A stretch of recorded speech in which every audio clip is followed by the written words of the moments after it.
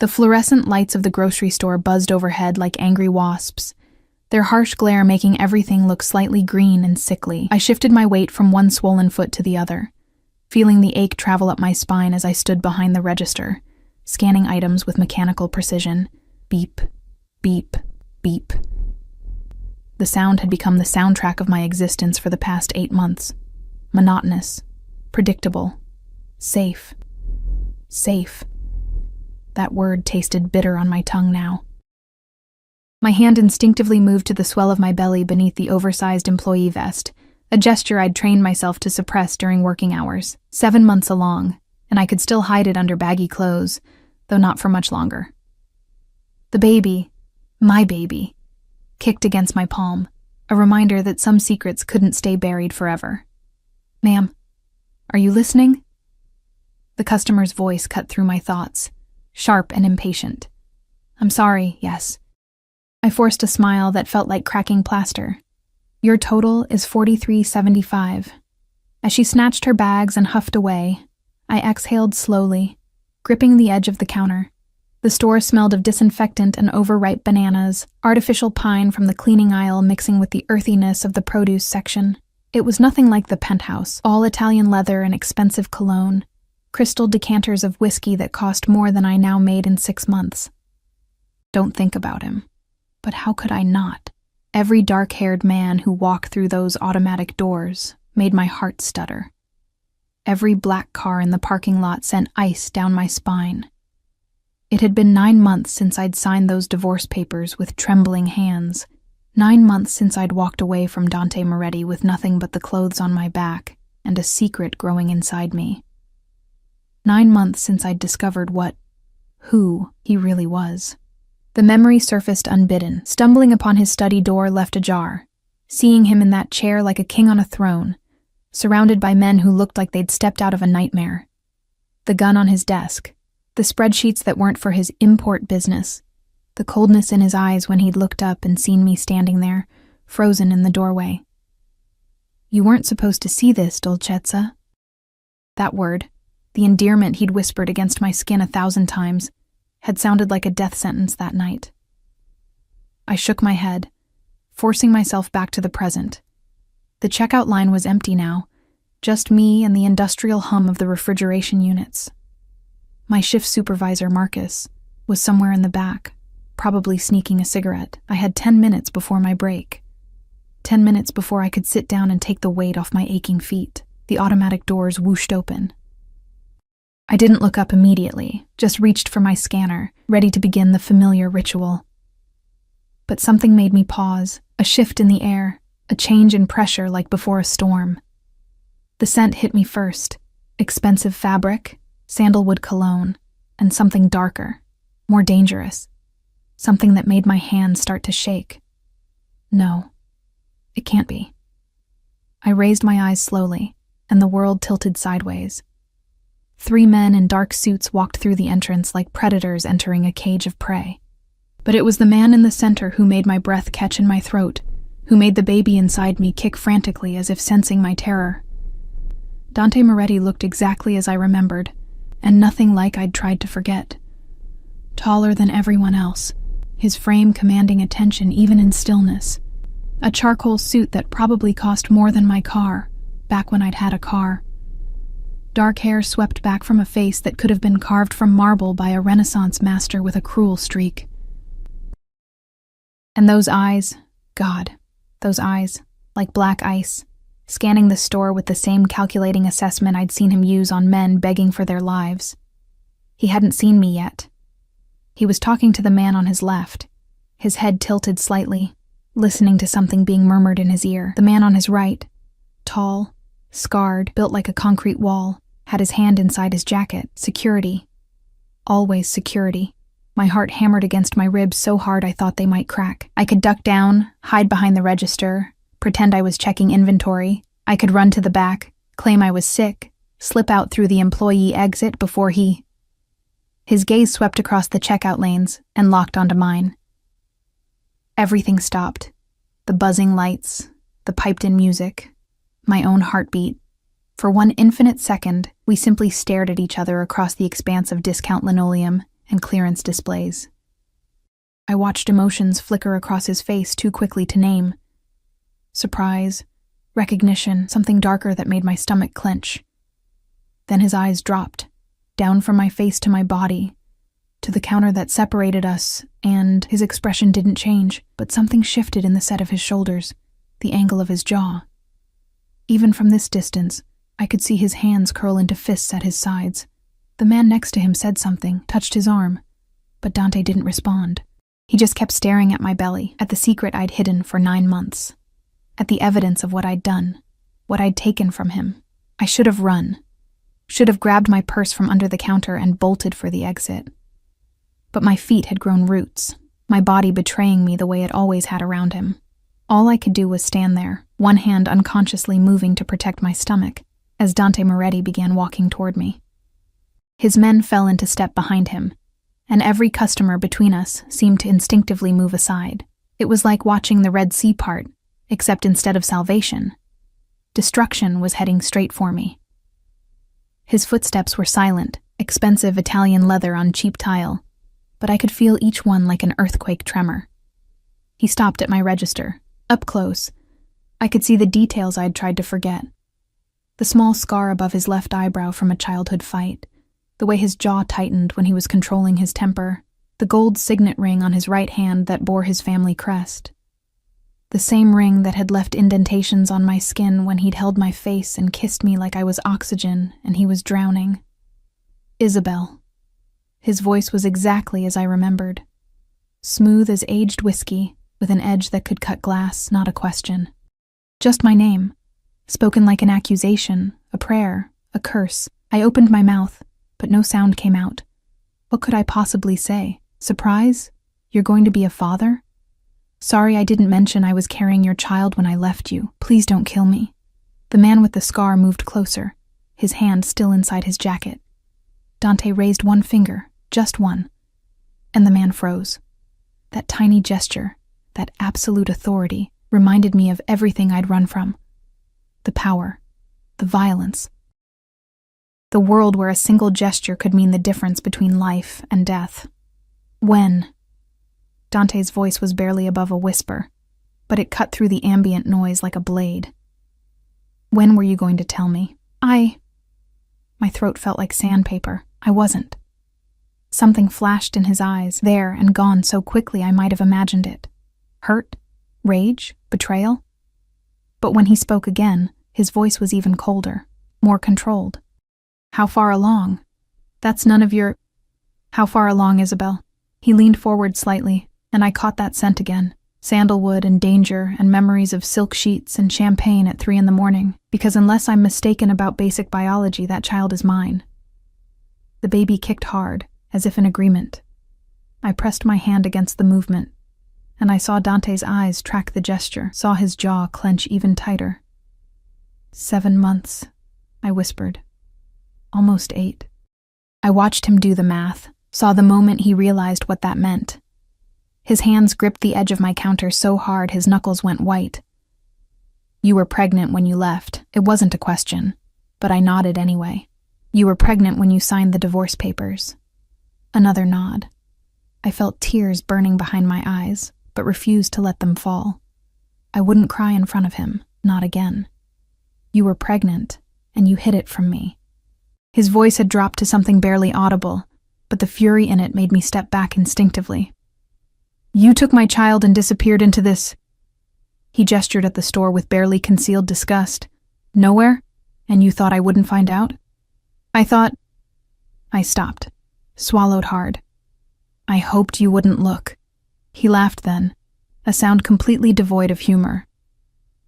You hoped the most powerful man in the city, a man who controls half the docks and every judge worth buying, would just let his wife vanish? You hoped I'd give up? He leaned in closer, and I could see the veins in his neck, the barely leashed violence in every line of his body. Did you really think I'd stopped looking for you, Dolcezza? Did you honestly believe I'd let you go? The endearment sounded like a threat now.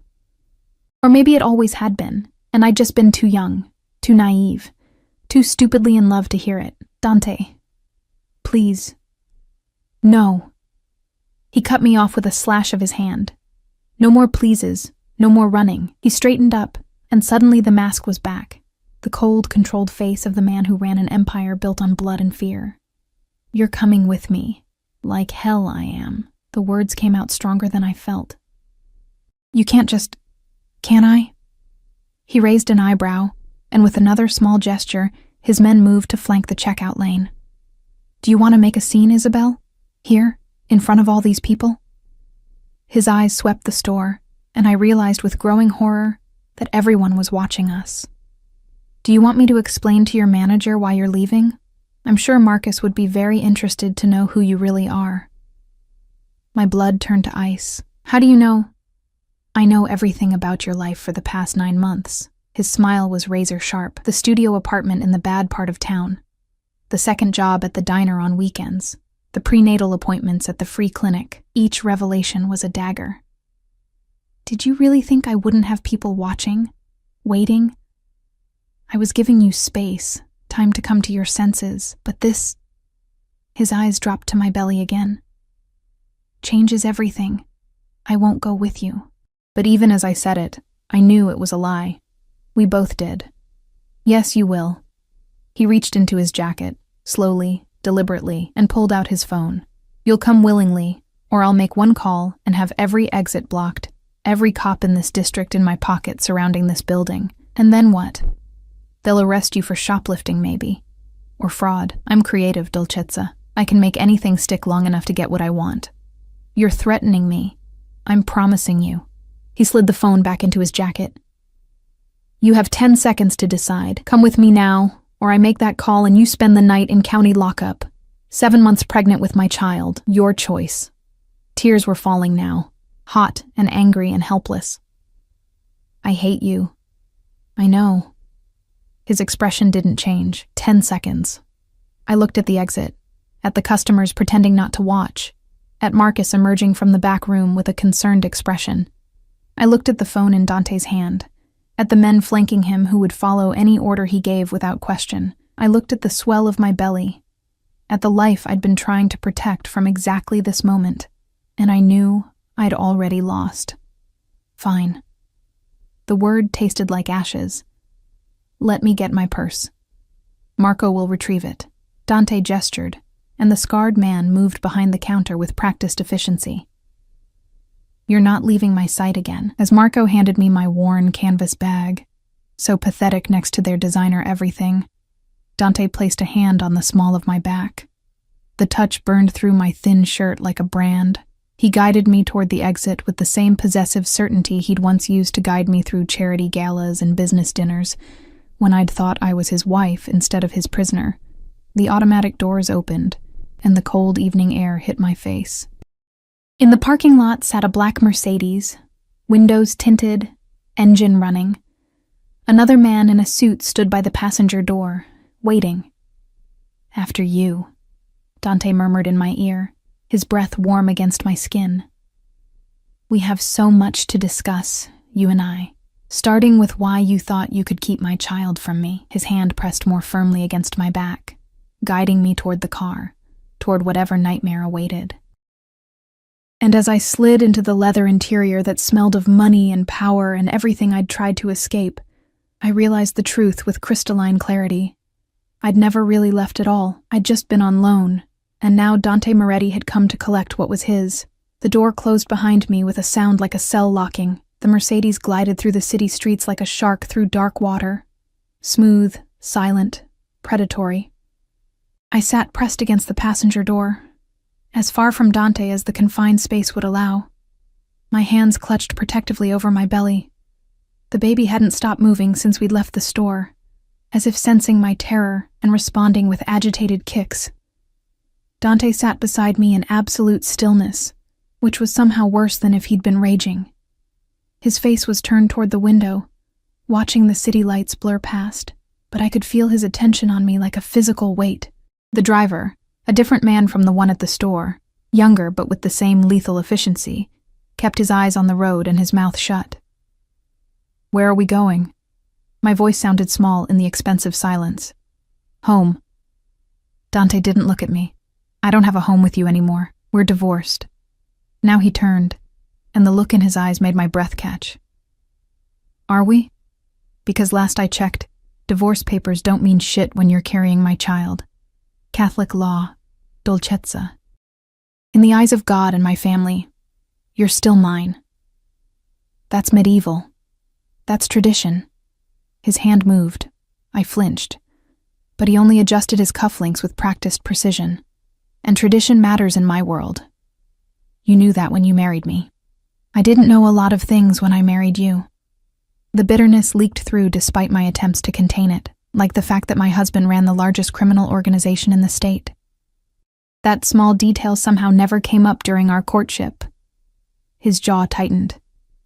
I protected you from that knowledge. For your own safety. You lied to me.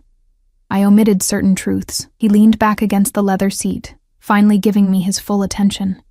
In the dim interior, lit only by passing streetlights, his face was all sharp angles and dangerous shadows, and you repaid that protection by running. By taking something that belongs to me and hiding it away, like I had no right to know. The baby doesn't belong to anyone. The baby is my child. The words came out low and fierce, vibrating with an intensity that made my skin prickle. My blood. My air. Do you have any concept of what you've done? What you've stolen from me? I pressed harder against the door, fighting the urge to curl into myself. I was protecting. Protecting? He laughed, sharp and bitter. From what? From me? I'm the father, Isabel. Not some stranger. Not some threat. Me.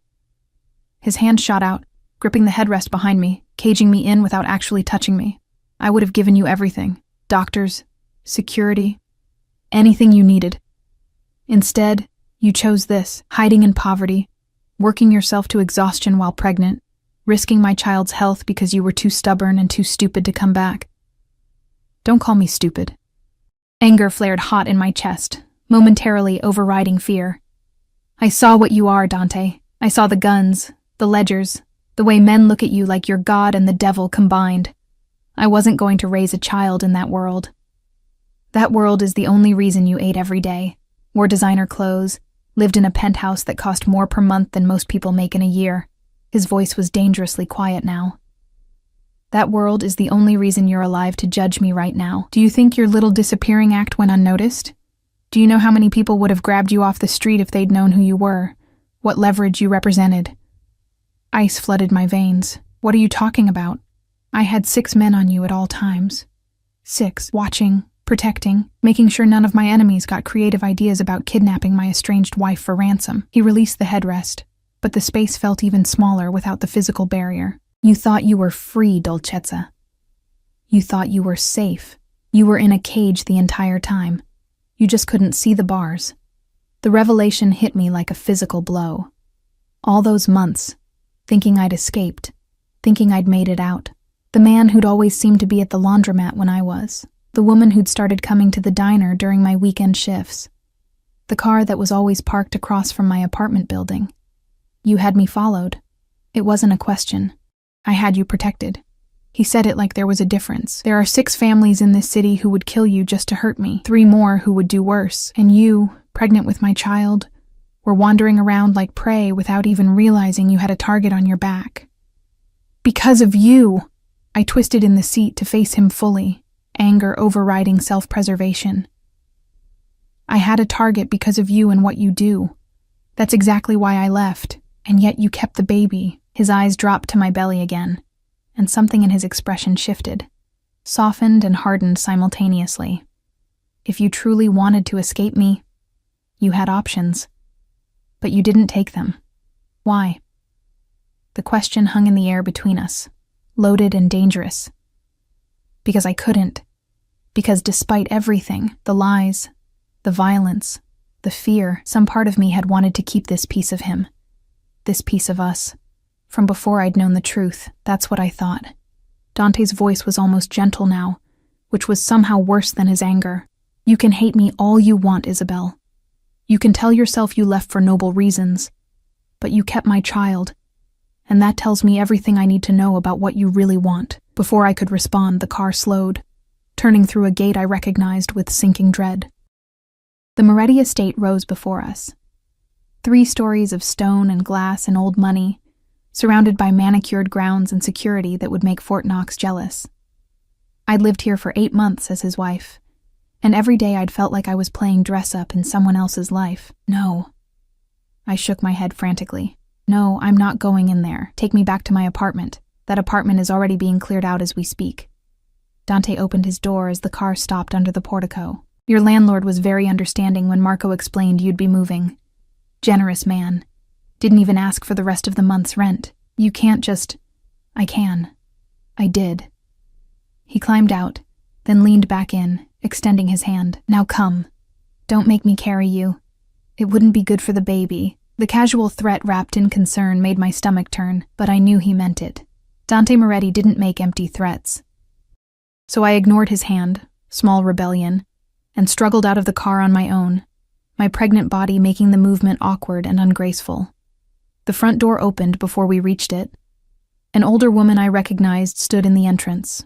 Maria, the housekeeper who'd been with the Moretti family for 30 years. Her eyes widened when she saw me, specifically my condition, and her hand flew to her mouth. Dio mio, she whispered. Signora Moretti, just Isabel, I said quietly. We're divorced. Not for long.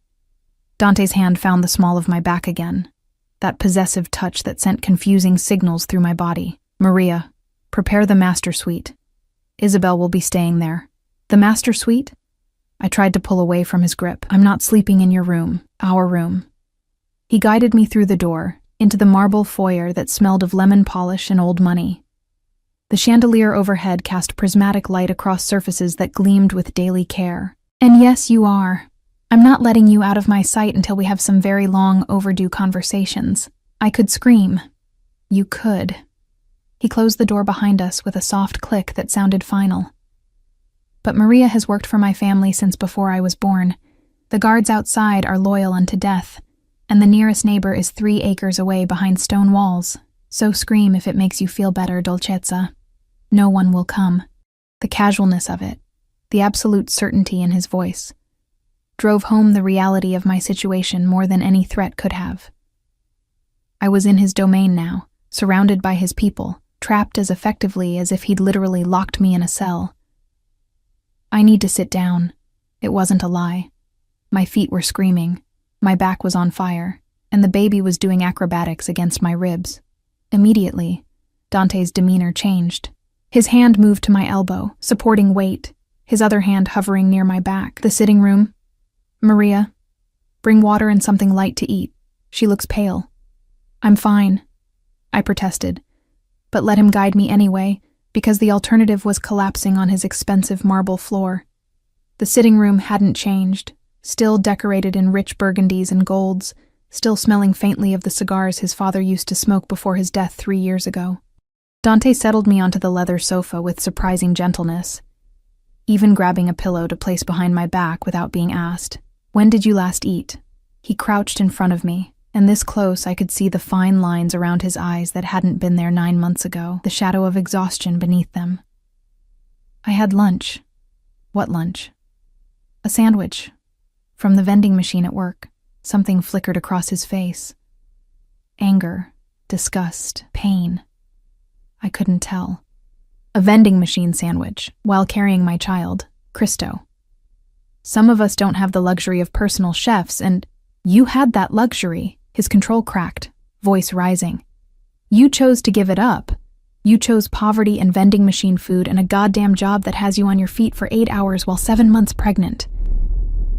He stood abruptly, running a hand through his hair in a gesture I recognized, the one he made when he was trying not to lose his temper.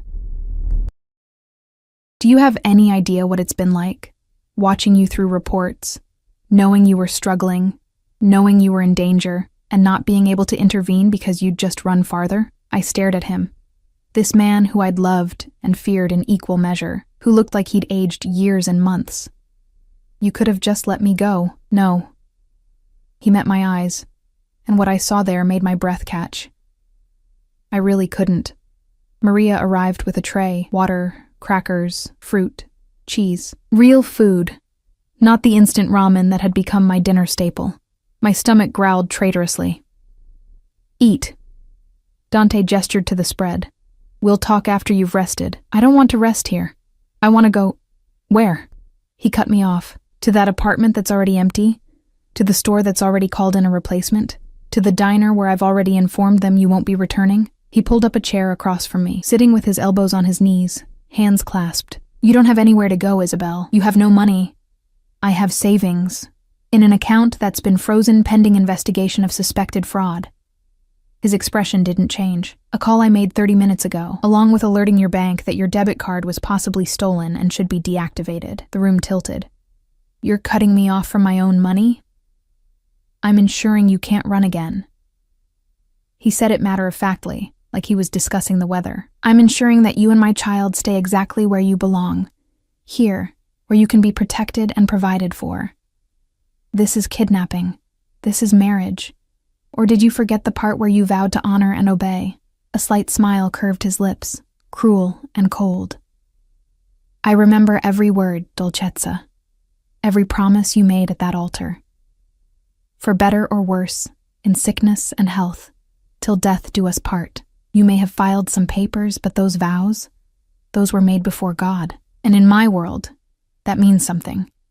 I grabbed a piece of cheese with shaking hands, partly because I was starving, and partly because I needed something to do besides scream. The baby kicked, and I saw Dante's eyes track the movement beneath my shirt. Can I… He hesitated, and for the first time since seeing me at the store, he looked uncertain. Can I feel it? Absolutely not. The rejection clearly stung, but he nodded tightly. Fine. But understand this, Isabel. That baby is mine. Half mine, at least. And I will be part of its life whether you like it or not. You can cooperate, and we can figure out how to make this work. Or you can fight me, and I will use every resource at my disposal to ensure I get what I want. He leaned forward, and I always get what I want. Even if it means making me a prisoner. Even then. No hesitation, no shame. Though I prefer to think of it as protective custody, for your own good. You're insane. I'm a father. His hand moved like he might reach for my belly, but stopped halfway.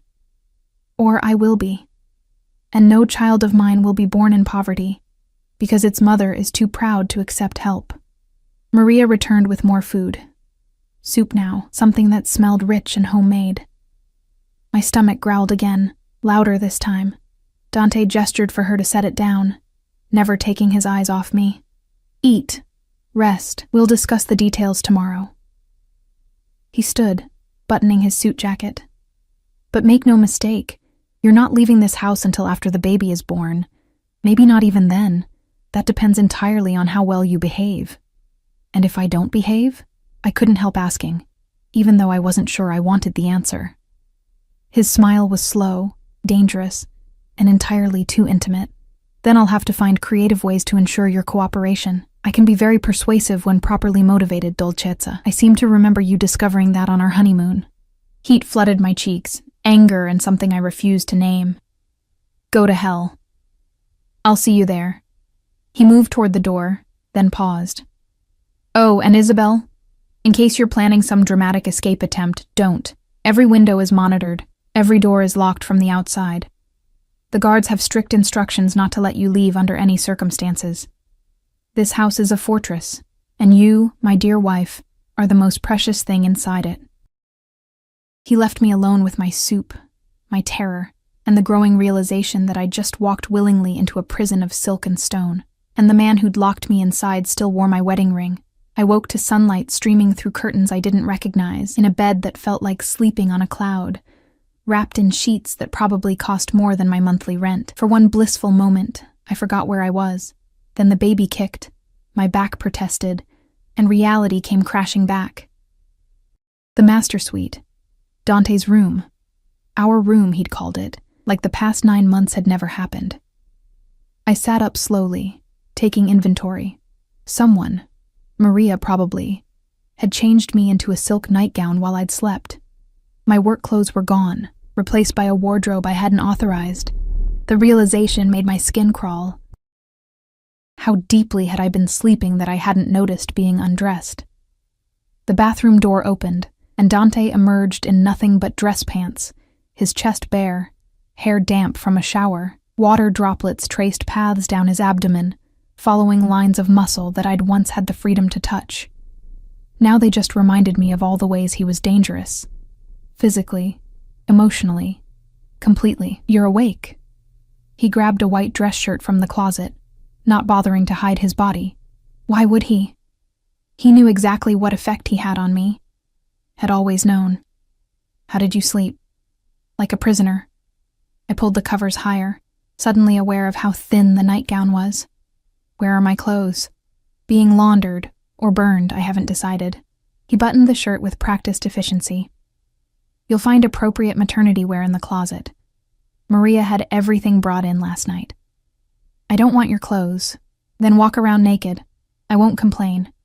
His eyes met mine in the mirror, dark and challenging.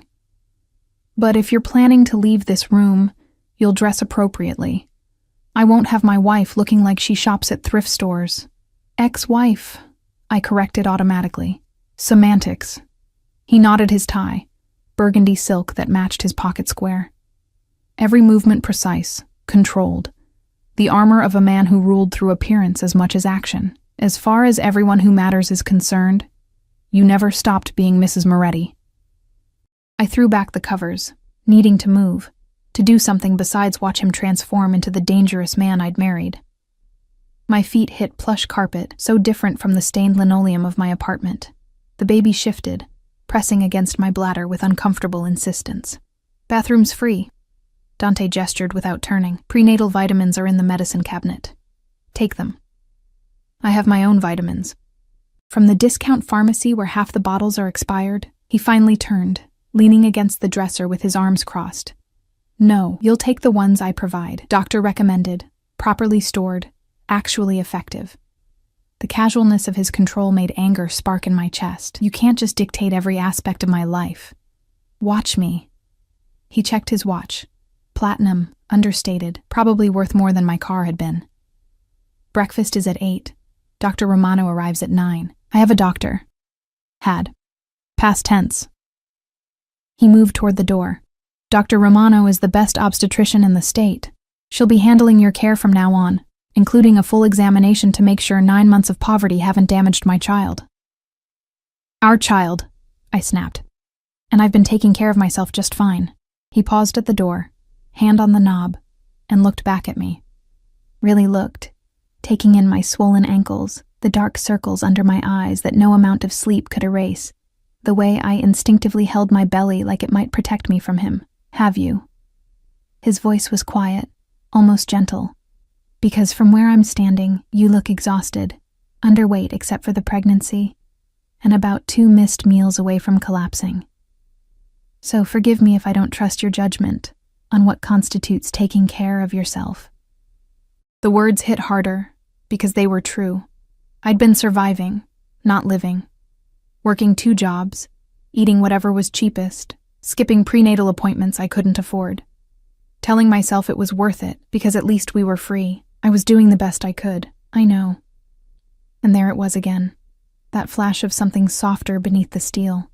That's what makes this so fucking infuriating. You were suffering when you didn't have to. You chose pride over comfort, fear over safety, and made both of us miserable in the process. Both of us? I laughed bitterly. You seemed perfectly fine, still running your empire, still living in luxury. Do I look fine to you? He stepped back into the room, and I saw it then. The weight loss beneath the expensive suit, the tension in his shoulders, the way his jaw was constantly clenched.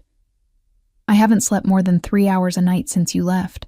I've torn this city apart looking for a ghost. And every day I got reports about you struggling, suffering, putting yourself in danger, and I had to watch from a distance because the moment I got too close, you'd bolt. So this is my fault? You stalking me is my fault?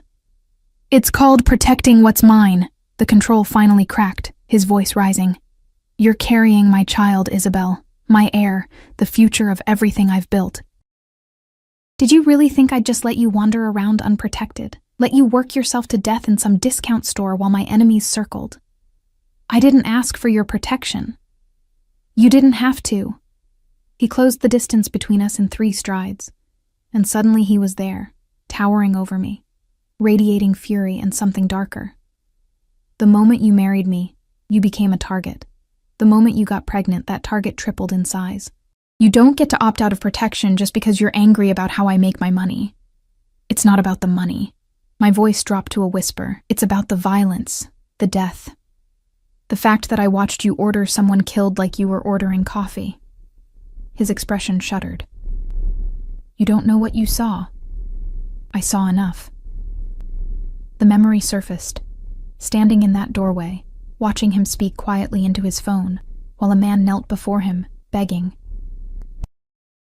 The way Dante had looked bored, almost. The way he'd ended the call and nodded to Marco, and the man had been dragged away screaming.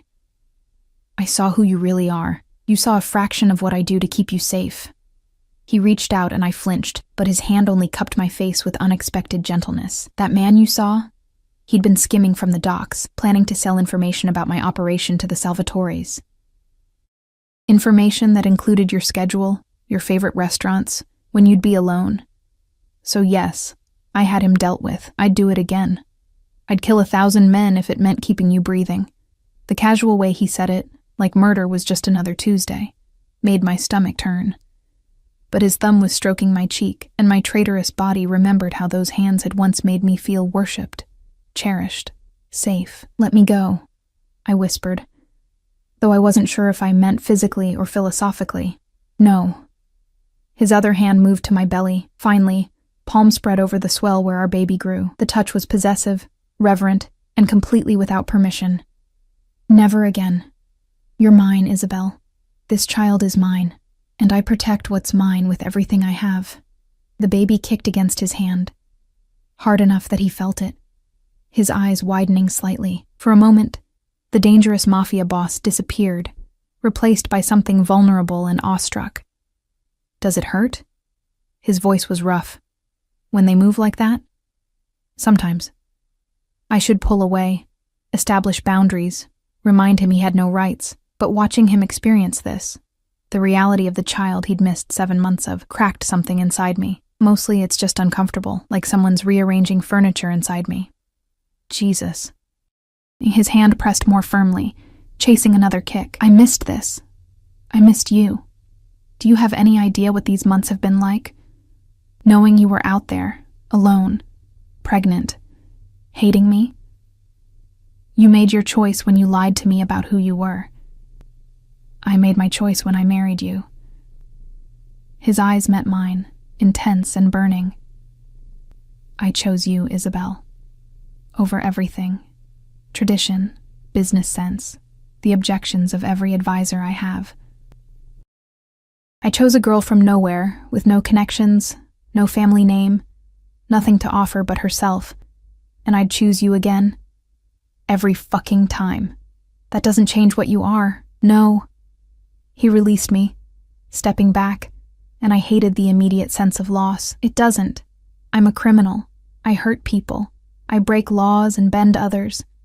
I live in a world where violence is currency and loyalty is bought with blood. That's the truth, and I won't apologize for it.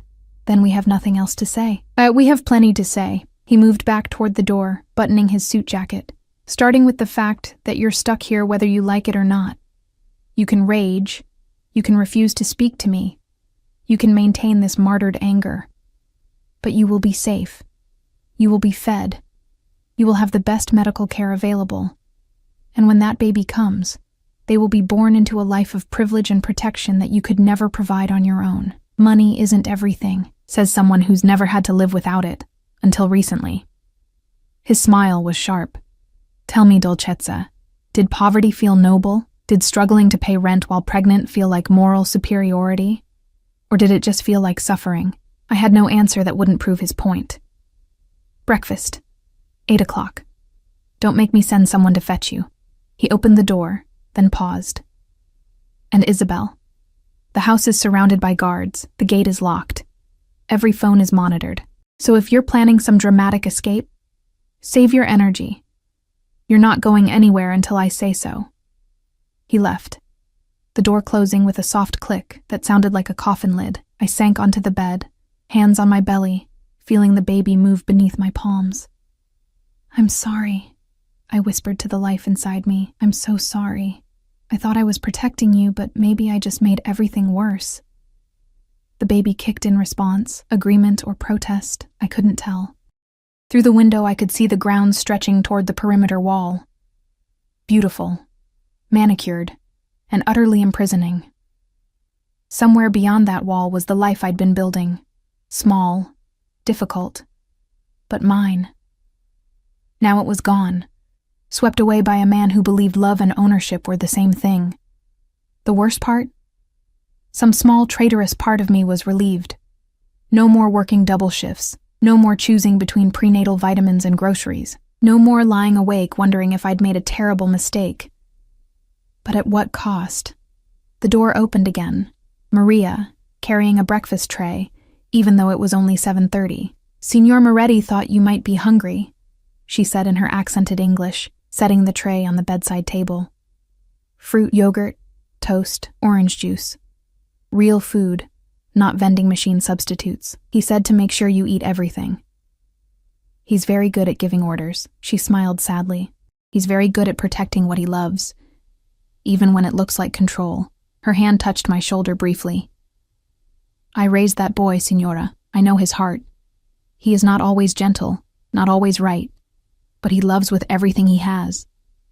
And now," she glanced at my belly, "he has even more to protect." After she left, I picked at the food, my mind racing. Escape was impossible. He'd made that clear. Fighting him would only make things worse.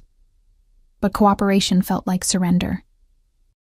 The baby moved again, a rolling sensation that made my whole belly shift. "What am I supposed to do?" I asked the empty room. No answer came. Just birdsong from outside, and the distant sound of Dante's voice giving orders to someone downstairs, the king in his castle, and me in my gilded cage. Dr. Romano arrived exactly at 9. A woman in her 50s with kind eyes and an efficiency that suggested she'd dealt with difficult patients before. She set up in one of the guest rooms that had been converted into a temporary examination space, complete with an ultrasound machine that looked newer than anything at the free clinic. Dante stood in the corner throughout the entire examination, arms crossed, watching like a hawk. Every time Dr. Romano pressed on my belly or asked a question, his jaw would tighten. When she mentioned I was slightly underweight for this stage of pregnancy, I thought he might actually punch the wall. "It's not uncommon for women with high-stress situations," Dr. Romano said diplomatically, shooting Dante a look that suggested she knew exactly who he was and what he did. "With proper nutrition and rest, we should see improvement within a few weeks." "She'll have both," Dante said flatly. "Whatever she needs." "What I need is privacy," I muttered. But the ultrasound wand was already moving across my gel-covered stomach, and suddenly the room filled with a sound like galloping horses, the heartbeat. I'd heard it before, at the clinic, but this machine was different, clearer, stronger. Dr. Romano adjusted something, and the grainy image on the screen shifted, sharpened. There, impossibly small and impossibly real, was our baby. Arms, legs, the curve of a spine, the profile of a face. "Everything looks healthy," Dr. Romano said, smiling. "Good size, strong heartbeat, active. Would you like to know the sex?" "Yes." Dante's voice came from right behind me now. I hadn't heard him move, but his hand found my shoulder, gripping tight. "Tell us." Dr. Romano adjusted the wand again, angling for a better view. "Congratulations, you're having a boy." The world tilted sideways. A boy. A son. Dante's heir, in the most literal sense. A son. Dante's voice was rough with something I'd never heard before. Wonder, maybe, or fear. His hand moved from my shoulder to hover over the screen, not quite touching, like he might break the magic if he made contact. "My son. He's perfect," Dr. Romano continued, pointing out details. 10 fingers, 10 toes, the chambers of his heart pumping steadily. Due date looks to be about 8 weeks out, assuming your dates are correct. "They are," I whispered, unable to look away from the screen. 8 weeks. 2 months until this little person currently doing flips inside me would be out in the world. dependent on me for everything. On us, a traitorous voice whispered. Doctor. Romano finished up, giving me instructions that Dante immediately memorized. Supplements, diet recommendations, exercise limitations. When she mentioned I should avoid stress, I nearly laughed.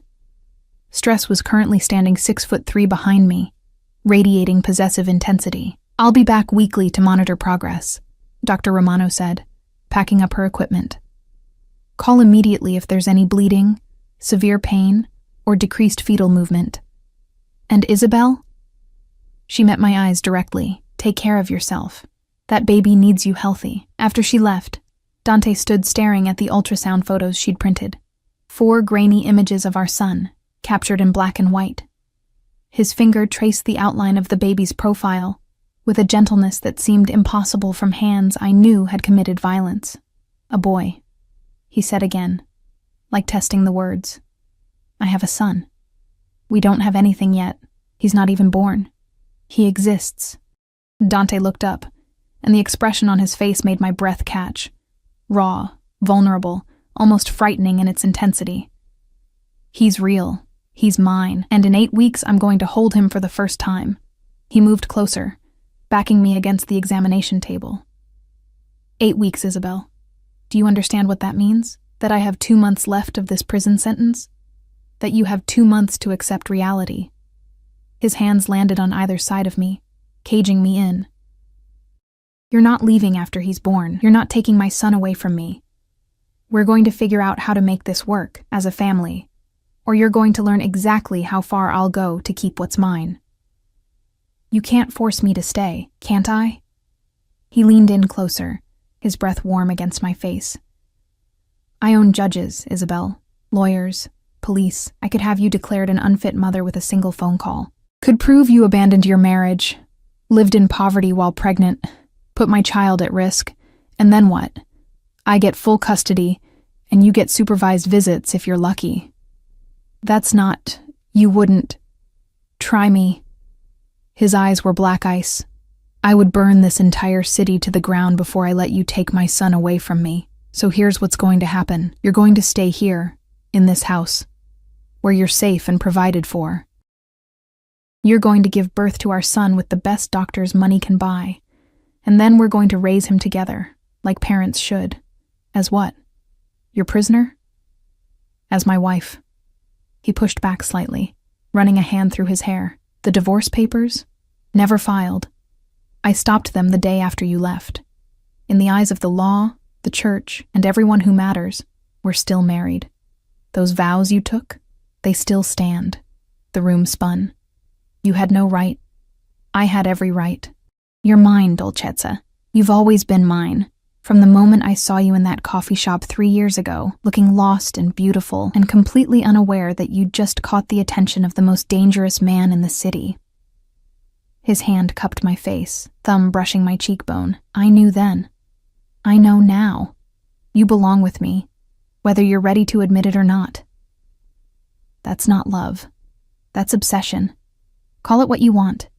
He released me, straightening his jacket. Doesn't change the facts. You're carrying my son. You're sleeping in my bed. You're eating food I provide in a house I own.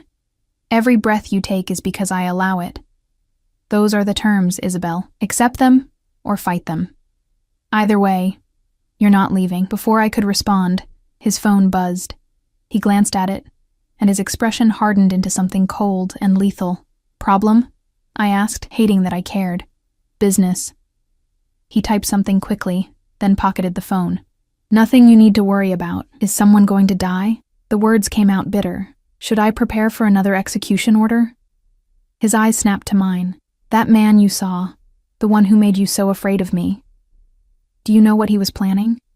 He'd made a deal with the Salvatores to kidnap you.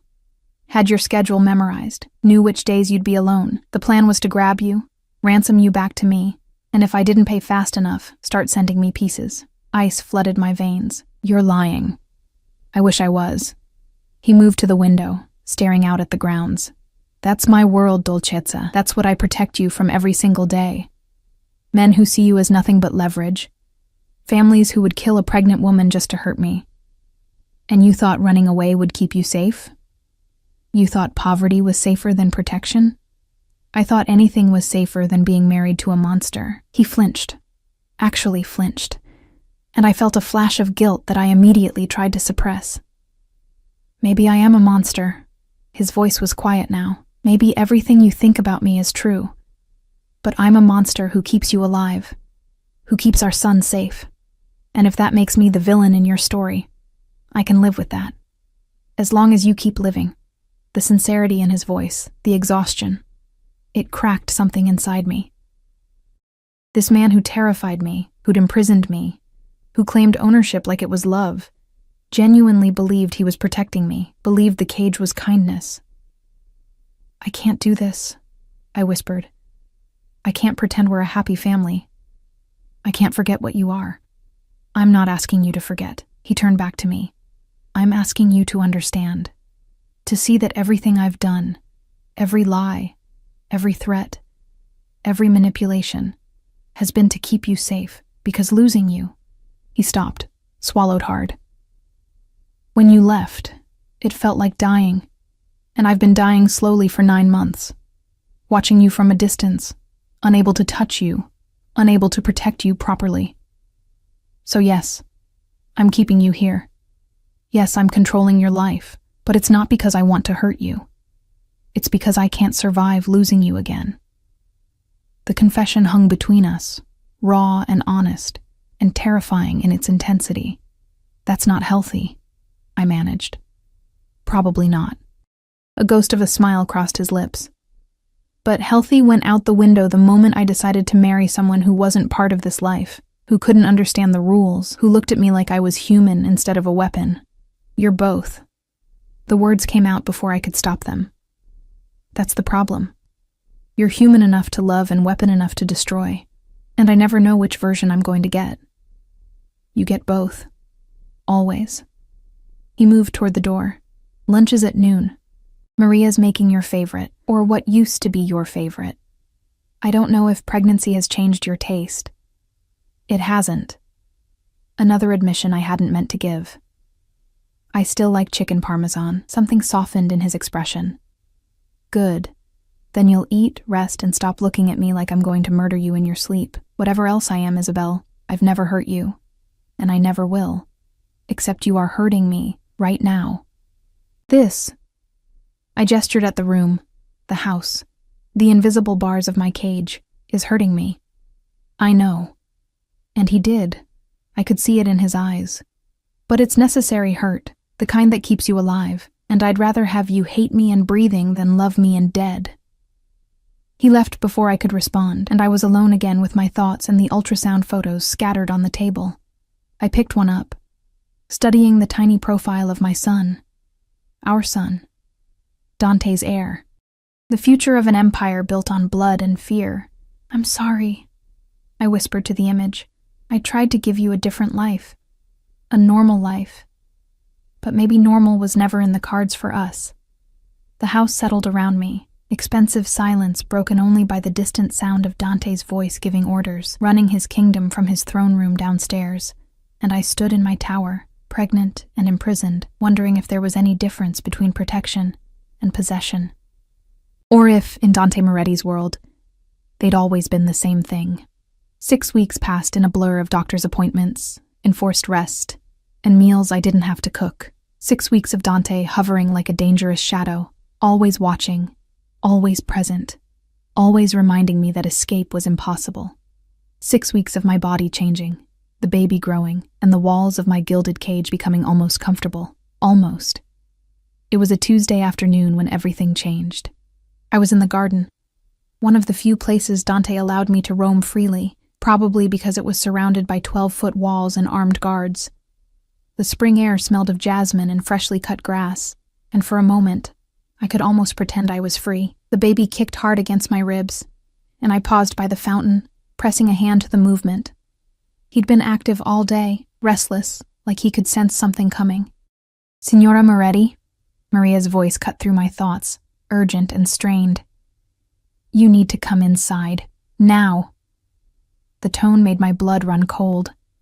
What's wrong? Just come. Quickly. I followed her as fast as my ungainly body would allow, through the French doors and into the house. The sound hit me first. Raised voices from Dante's study, the kind of angry that preceded violence. Then I saw them. Dante facing off against a man I didn't recognize, with Marco and 3 other guards forming a barrier between them. "You've got some nerve showing up here," Dante was saying, his voice deadly quiet. "After what you did, I came to see her." The other man's voice was familiar in a way that made my stomach drop. "To explain. She deserves that much." I moved closer, and the study door was open just enough to see inside. The stranger turned slightly, and recognition hit like a physical blow. James, my ex-boyfriend. The one I'd left 2 years before meeting Dante, the one who'd emptied my bank account and disappeared. The one whose betrayal had left me vulnerable and alone, right up until a handsome businessman had bought me coffee and asked why someone so beautiful looked so sad. Isabel. James saw me, and his face flooded with relief. "Thank God. I need to talk to you. It's important." "You need to leave," I said, my voice shaking. "Now. Not until you hear me out." He tried to move toward me, but Marco's hand went inside his jacket. James froze. "Please, just 5 minutes.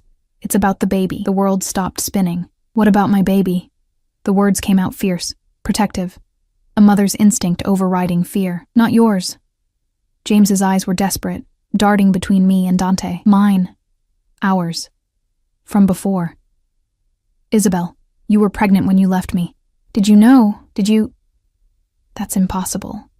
But even as I said it, I was doing math in my head, the timeline, the dates, the fact that I'd been with James right before we'd broken up. And then, no, this couldn't be happening. "You're lying," Dante said flatly, but something in his voice suggested he was already doing the same calculations. "That child is mine, is it?" James pulled out his phone, showing a photo, because I had my lawyer look into it. "Isabel left me 18 months ago. She married you a year ago, and she's 7.5 months pregnant now, which means, get out." Dante's voice was pure ice. "Get out of my house before I have you removed in pieces. I want a paternity test." James's desperation was palpable. "That's my son she's carrying, mine, and I have rights." "You have nothing." Dante moved so fast I barely saw it, grabbing James by the throat and slamming him against the wall. "You think you can walk in here into my home and make claims on my wife and child? You think I'll just hand them over because you've done some math?" "Dante, stop!" I was moving before I could think, grabbing his arm. "Let him go, please." The contact made him freeze. He turned his head, looking at me with eyes so dark and dangerous I almost stepped back. But I held firm, even as my heart hammered against my ribs. "Is it possible?" His voice was barely audible. "Tell me it's not possible." "I don't know." The admission tore out of me, the timeline. James and I were together right before we broke up. And then I met you a month later. I was so sure the baby was yours because we got married so quickly, and I didn't realize I was pregnant until— I couldn't finish. The look on Dante's face was destroying me. He released James, who slumped against the wall gasping. "Get out. I'll deal with you later.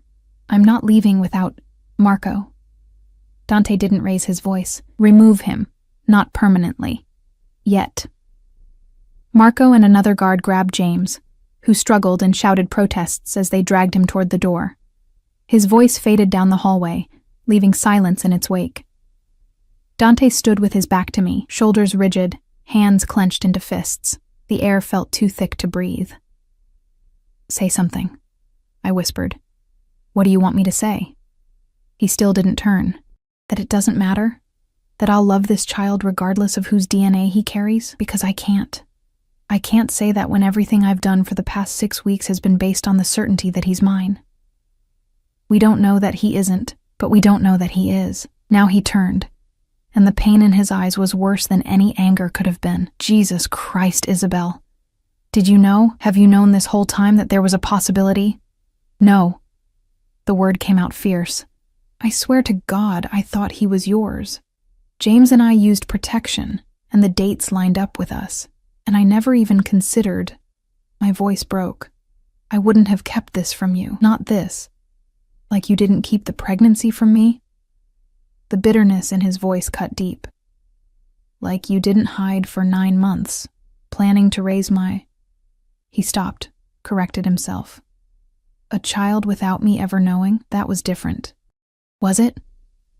He moved to the window, staring out at the gardens where I'd been standing minutes ago. Or is this just another lie in a series of lies? Another betrayal dressed up as protection? I never lied about the paternity because I never questioned it. Tears were streaming down my face now. You're the one who made me fall in love with you. You're the one who married me, who didn't tell me you were a criminal until I stumbled onto the truth. You're the one who's kept me prisoner here for weeks. So don't you dare act like I'm the villain in this story. You're not the villain. His voice was tired now, defeated. Neither am I. We're just two people who've hurt each other repeatedly while claiming it was love. The baby kicked. Hard enough to make me gasp, hard enough to remind us both what was at stake. We need a paternity test, I said quietly. As soon as possible. Agreed. He pulled out his phone. Doctor, Romano can do a prenatal test. Results in 48 hours. And if... I couldn't finish the question. If he's not mine? Dante's laugh was hollow. Then I've been playing house with another man's family, threatening and controlling and obsessing over a child that has nothing to do with me. But if he is yours, then nothing changes. He met my eyes across the room. Except now I know that even biology isn't certain. That even the most fundamental thing I believed about this situation might be a lie. Dr. Romano came that evening, professional and discreet. The amniocentesis was quick but uncomfortable, a long needle extracting amniotic fluid while Dante watched with an expression carved from stone. She promised results as soon as possible, then left us in the suffocating silence of uncertainty. The next 48 hours were torture. Dante threw himself into work, disappearing into his study for hours at a time. I wandered the house like a ghost, unable to eat, unable to sleep, unable to do anything but wait and wonder and pray. What if James was the father? What if this entire nightmare had been for nothing? What if Dante threw me out and I ended up back with a man who'd betrayed me once already? What if... The phone call came on Thursday afternoon. Dante answered in his study, and I stood outside the door, holding my breath, my entire future balanced on whatever Dr. Romano was saying. I see. Dante's voice was carefully neutral. Thank you, doctor. Yes, I understand. Silence. Then footsteps. The door opened and he stood there looking at me with an expression I couldn't read. Well, I couldn't take the suspense. What did she say? He's mine. The words came out rough, raw. 99.9% certainty. The baby is mine. Relief crashed over me so hard my knees nearly buckled. Thank God. Oh, thank God. Yeah, but he didn't sound relieved. He sounded exhausted. Guess that means we're stuck with each other after all. Dante, I need you to understand something. He stepped closer, and I saw the vulnerability beneath his usual armor. For 2 days, I've been preparing myself to let you go. To accept that I had no claim on you or this child, that everything I'd done was for nothing. And it was the worst 2 days of my life, even worse than when you left. I'm sorry. I'm so sorry, I didn't know. Stop apologizing. His hands cupped my face, thumbs brushing away tears I hadn't realized were falling. This isn't your fault. It's just life. Messy and complicated and never what we expect. He leaned his forehead against mine. But he's mine. Ours. And that changes everything, does it? I searched his eyes. Because you're still a criminal. I'm still terrified of your world. Those things haven't changed. No, he agreed. They haven't, but maybe we can find a middle ground. Maybe I can be less controlling, and you can be less afraid. Maybe we can figure out how to be parents without it being a war. I don't know if that's possible. Neither do I. His smile was sad, but I'm willing to try. For him. For us. For whatever future we might have if we stop fighting long enough to build it. The baby kicked between us, a reminder of the tiny person who'd brought us back together whether we wanted it or not. What about James? I had to ask. James is being strongly encouraged to leave the state and forget he ever knew you. Dante's voice hardened. He's lucky I got the test results before I decided to make his disappearance permanent. Dante, I'm joking. Mostly. He kissed my forehead. He's alive and will stay that way as long as he stays away from my family. That's the best I can offer. My family. The words settled between us, terrifying and hopeful in equal measure. I can't promise I'll ever be comfortable with what you do, I said quietly. And I can't promise I'll stop. He pulled back slightly. But I can promise that I'll keep you and our son safe.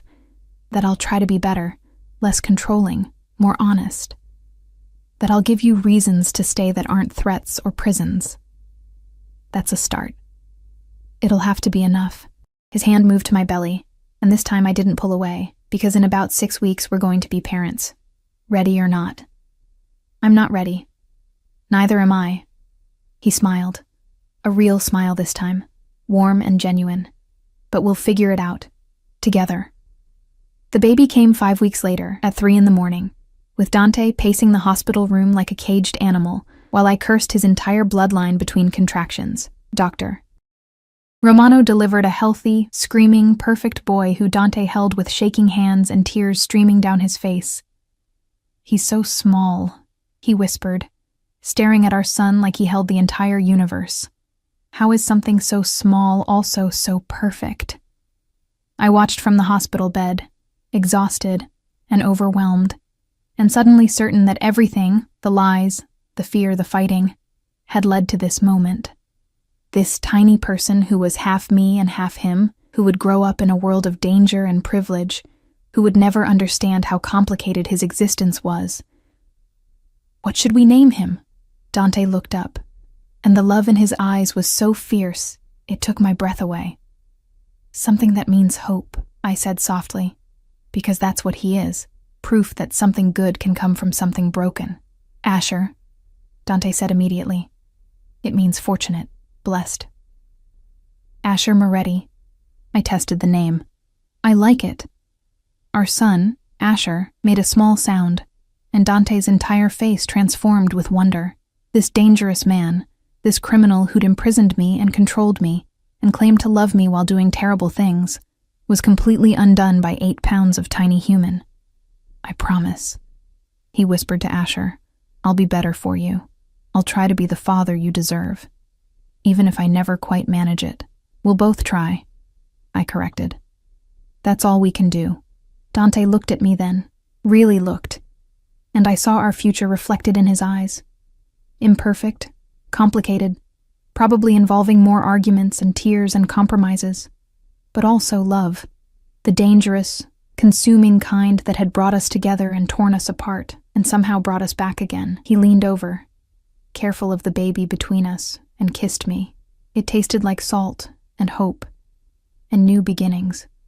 I love you, he said against my lips. I know I'm terrible at showing it. I know I hurt you, but I do. I know.